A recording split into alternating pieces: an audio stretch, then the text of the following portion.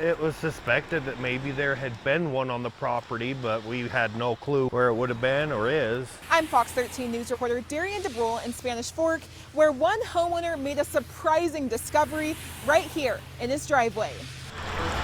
20 years. That's how long Brian Terry and his family have lived in this Spanish Fork home. The house was originally built in 1890. It's been an adventure, that's for sure. Over the years, his family has found little traces of history, like these vintage Coke cans. We found underneath the house a trap door in the floor. We don't know what it was used for, but it goes from the living room down under the crawl space. But last Tuesday, he unexpectedly made his biggest discovery yet. The driveway had started cracking and sloping.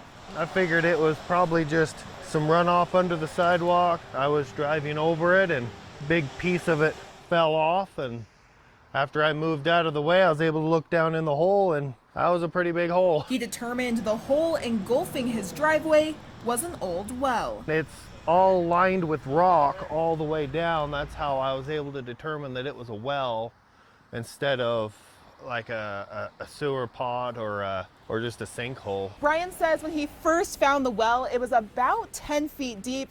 Since then, he and his son have filled about 6 feet, but as you can see, they still have a couple feet to go before it's completely filled. More than likely, the well had been filled up when it was no longer being used, and then at some point the driveway was done, and then over the years that just kind of settled, and that's what left a big void. While Brian wishes he could keep the well just like those vintage Coke cans, it being in the middle of his driveway makes it a little inconvenient. It's a cool little old feature of history, and it's just in a really bad spot. In Spanish Fork, Darian DeBrule, Fox 13 News, Utah.